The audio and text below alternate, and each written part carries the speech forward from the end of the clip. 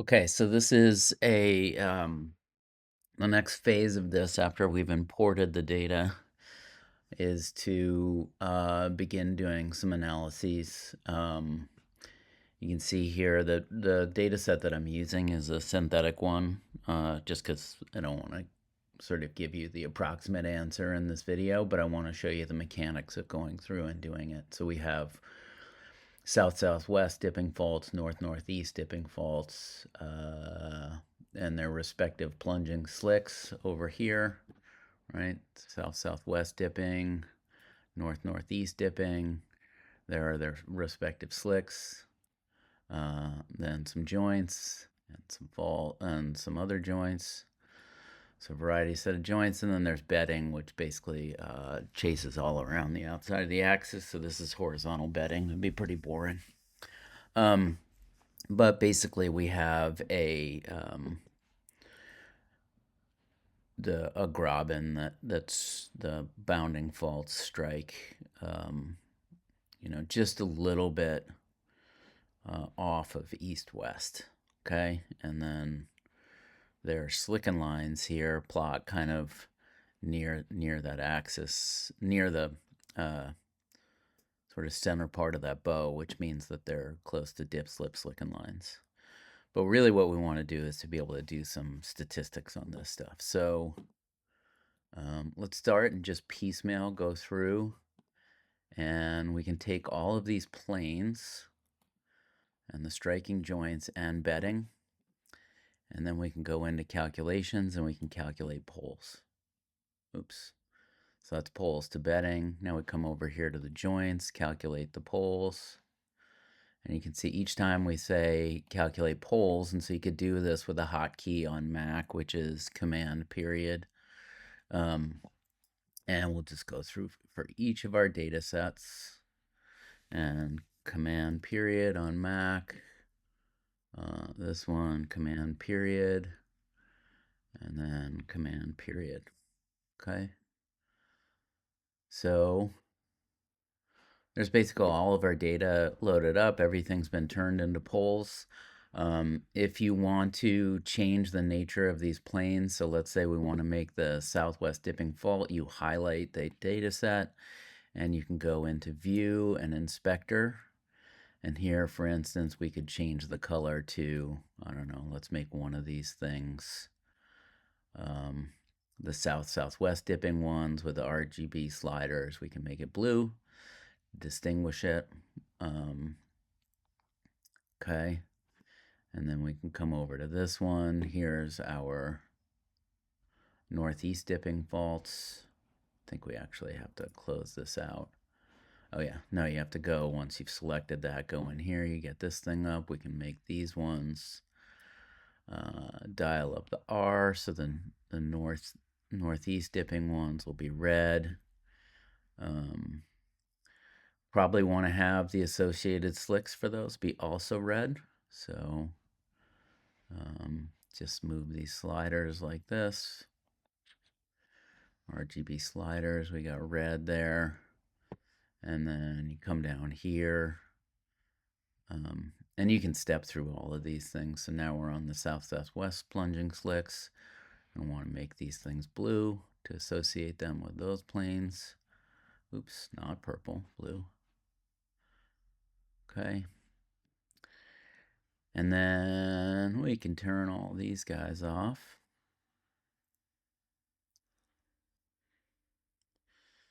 And we have our fault planes and bedding and all of that stuff. So let's look. Okay, so let's click off a bunch of stuff here. Okay, so first of all, bedding. And let's look at bedding and poles to bedding. Okay, so we have those highlighted right here. You can see that they all cluster around the very center of the Stereonet. Why don't we make bedding? What color we want to make bedding? Black.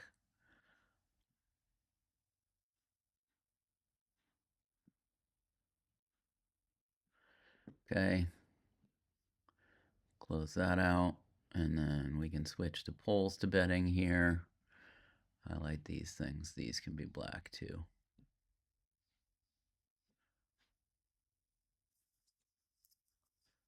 Okay. So that's the way you can sort of tune up your your dealio. But why don't we go ahead and we want to understand what the orientation, the mean orientation of this. Now, you'll be tempted to do the Fisher vector distribution, and this works for data sets like this where all the points plunge in one direction. But if you get in a situation where the points are distributed on both sides of the Stereonets, let's say, for instance, over here, right, we can click on this one, like that guy, and the northeast striking joint plane. Oh, that's the wrong joint plane. East-southeast joint planes. Here what happens, let's just go through this analysis to demonstrate that what we might want to do is for those poles is we could calculate or even just plot a mean vector to the east-southeast striking joints. And what you get is this point right here. So you can record that somewhere, or even we can add a new data set.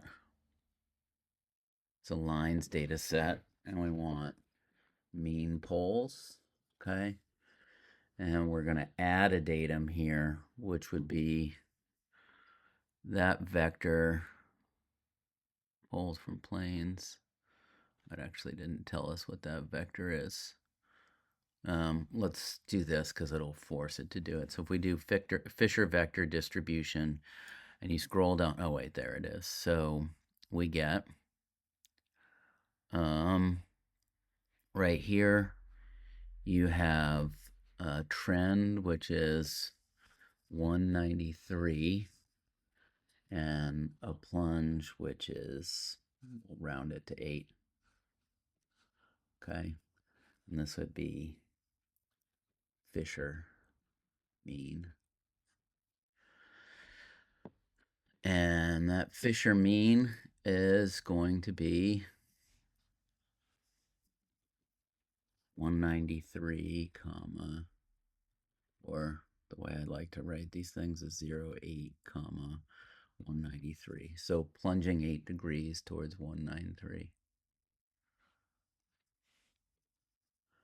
Okay. In contrast, if we go through, we'll delete this guy here. That's an extra one. If we were to instead go ahead and do the Bingham axial distribution, scroll down here, the Bingham analysis on, well, it's doing Bingham analysis on all the poles here, but this is the one we're concerned with right here. There, the first eigenvalue, this is the vector in this system that explains the majority of the data.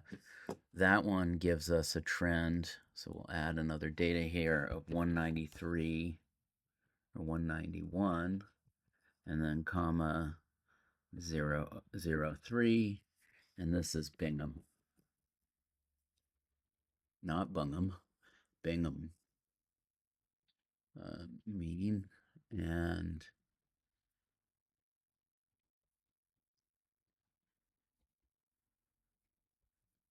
this one was 02 towards 191. And in fact, if you started deleting data points from this thing, like we put fewer data points over here, so there was a more balanced number of data points, what you would find is that this Fisher mean would gravitate towards the center of the Moore circle, because, or not the Moore circle, the Stereonet circle, because it's basically trying to average these 2 points in the lower hemisphere. Whereas if you use the Bingham axial distribution, it considers that the points here, which represent the poles, can be antipodal. In other words, they can represent a plane which is both it dips in both directions, which we saw before. So, if we were to go through, we can take these mean poles and we can actually calculate the planes from those poles. And you can see that the Fisher mean on that one is 82, whereas the Bingham axial distribution gives us 87, much closer to subvertical. So for joints or any data that have poles that exist on sort of 180 degrees apart from one another on a Stereonet, you want to use a Bingham axial distribution.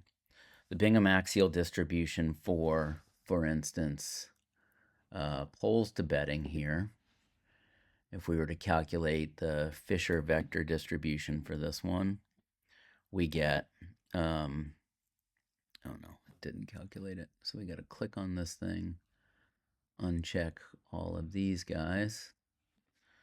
So if we calculate our Fisher vector distribution, you get 148 and 89. So these are subvertical vectors. And what happens if we do Bingham axial distribution? We get 148, 89.7. So when everything is on both sides, on one side of the Stereonet, like more moderately dipping data will plot in the lower hemisphere and not have data that are 180 degrees apart.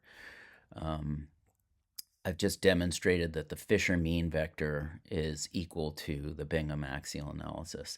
They differ when things sit on either side of the Stereonet. So basically, reflexively, the advantage of the Fisher mean vector is that it'll actually plot the vector and the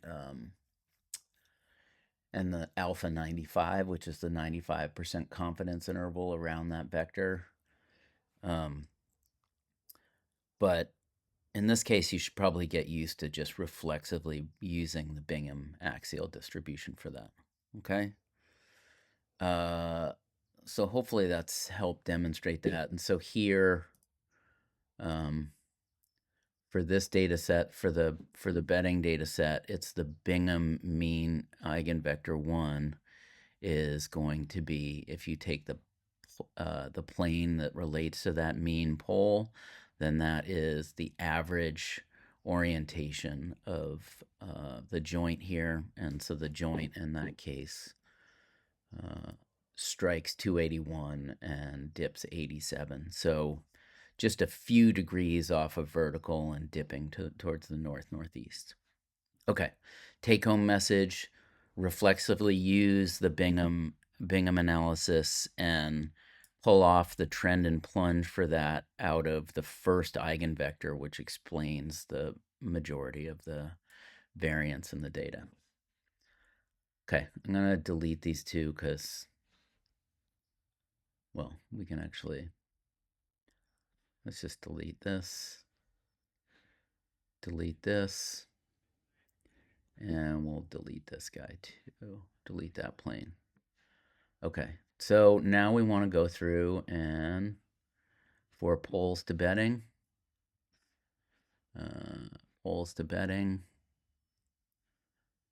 we want to do the Bingham axial distribution. Here again, you have shift command B will give you the Bingham axial distribution.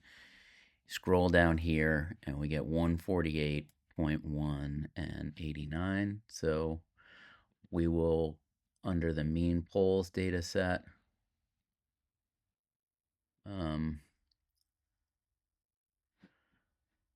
delete that one. And this one, I'm going to delete this one too.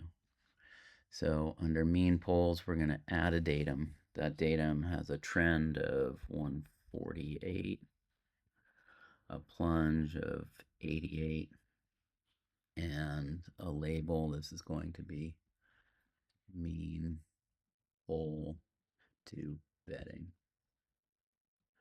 And we say 148, comma 88. And because that's a pole, 88 towards 148. Okay. So we have mean pole to bedding. We can unclick those. There we go.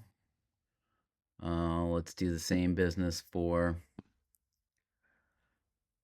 Bingham axial distribution.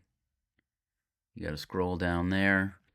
So this is the mean pole to the, so we're going to add a datum here.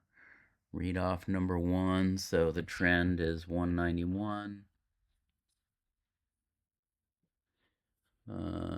The plunge is 0.3, and this is mean pole to ESE joints, and it is 03, 191.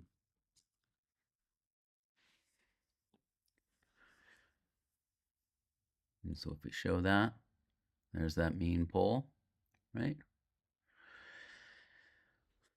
And so now we can check on these guys right here. So we've got, there was a special way that I created these. So you have the, there's data on both sides. That's why these are open circles, because they actually plot in the upper hemisphere. I rotated some from other data to produce this. So now we can go ahead again and we can Shift Command B to get our Bingham analysis. Scroll down. So now we can add to our main poles data set. We can add a datum. Eigenvector 1, we're going to be 109 and 02. And this is the mean pole to E to NNE joint, and that is 02 towards 109.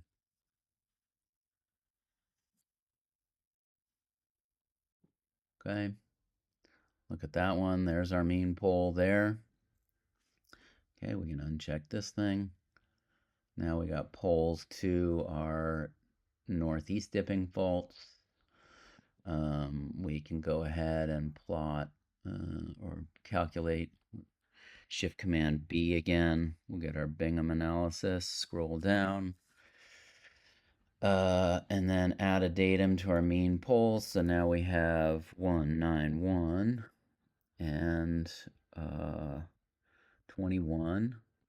And this is mean pole to NNE dipping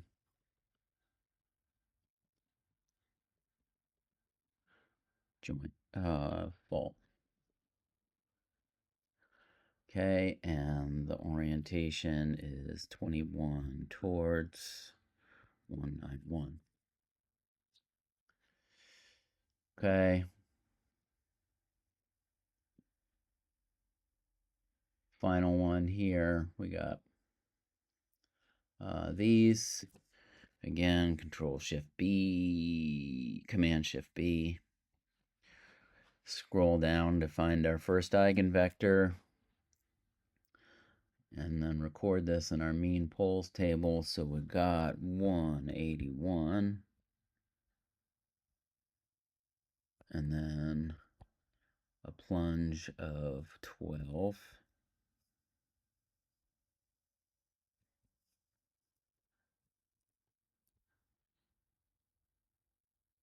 Why is that a thing?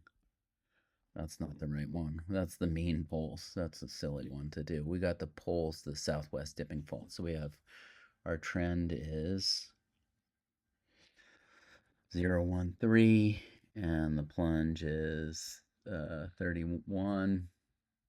Okay, and this is mean pole to SSW dipping dash dipping fault.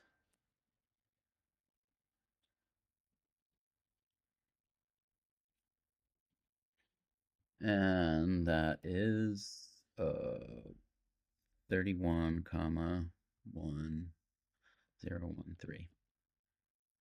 Okay, so that looks like it's a pretty good mean. All right. So now you uncheck that. Now we have those data. Well, what can we do with those? We go in here to the magic planes from poles. And that is going to give us all of the planes from those mean poles. So if we uncheck the mean poles now, here you can say the mean pole, but we got to change the label on that. We just want to not call that the mean pole. This is the mean pole. This is not the pole anymore, but this is just the mean bedding, right? And we have to change the label a little bit, so we got to move this over. I'm sorry, this is a little bit tricky to work with because there's not, it doesn't, Allmendinger doesn't leave you a bunch of room over here. But this is 238.02, right? And so we just need to edit these accordingly. Yeah. Okay.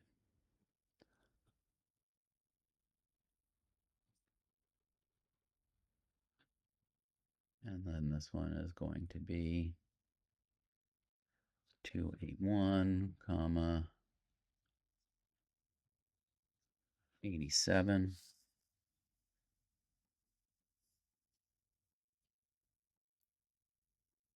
So again, edit out this thing. This is our mean.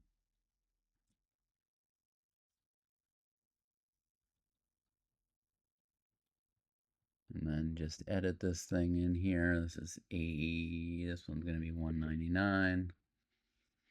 This is 88. All right hand rule, of course. Then here's our faults. So again, these aren't poles. And this is 281, and it dips 69. And this one here,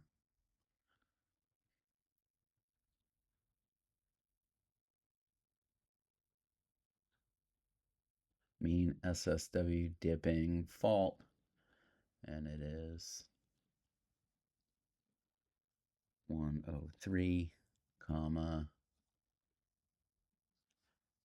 59. Okay, so now everybody is organized. So you could sit there and for your,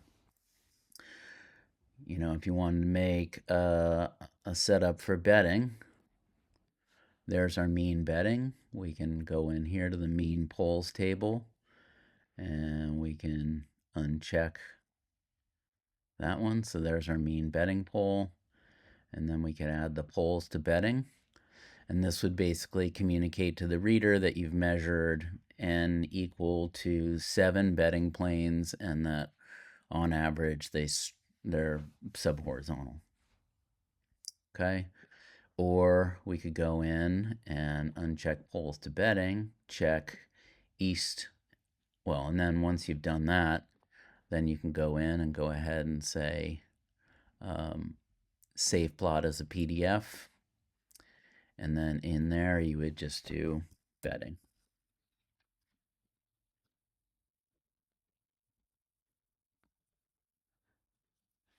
And you would do that, and then you'd have a PDF of that thing. Now you can uncheck this, check southeast striking joints. That's the second data set in here. Same thing down here.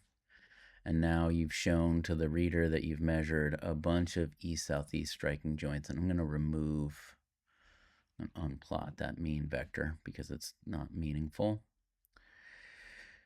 If you wanted to show these joints with the main joint, you could basically go in here and do the northeast striking, wrong joints, east-southeast striking joints. Now it's a different color, but if you wanted that thing to stand out, you could go here to those planes from mean poles, go into window, view the inspector, planes from mean poles, and we could, for these mean poles, we could increase the line weight, which then makes that stand out a little bit more. Okay. So if you want to, here again, you've produced an analysis of your joints. You've got all the data on there. Great figure. You just need a good caption. And you would call this thing my ESE joints. Boom. And so now you have a PDF that you can bring into the thing, and so on and so forth.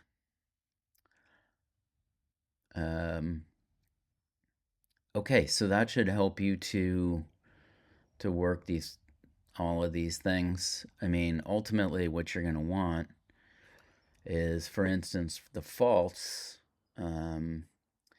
You obviously want to display for folks. Let's do poles. These are our fault poles. Here's our fault lines themselves, and we want to add those slicks in there. You're going to have to take an average on those slicks. They can, again, you just do a Bingham axial distribution on that. So if we uncheck all of these things, if you do Control-Shift-B, then you scroll down here and you're going to get the northwest plunging slicks. So now we can get a new data set. It's a lines data set. We can call these mean slicks. And so we're going to add a datum here for the northeast plunging slicks. The mean slick is 0, 3, 3. Plunge is 68. And the label is mean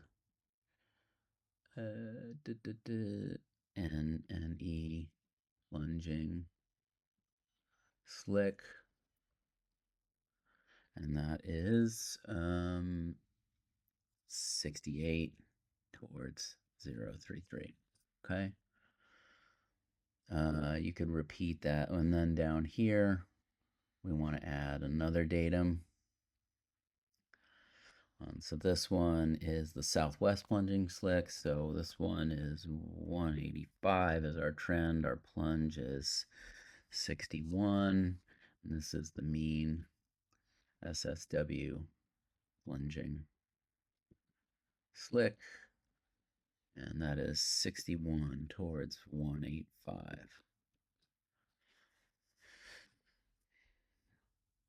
And so now, if we click on this thing, we can actually uncheck all of this stuff. There's that. And we go ahead and put those in there. You see that because of the way the data are measured, sometimes the slicks don't perfectly fall on that, but this tick right here represents the dip direction. This point represents the mean slick, so that, if you project it down onto this arc, it's only a handful of degrees off of the dip direction, maybe 4 or 5. This one maybe a little bit more, closer to kind of like 8 to 10.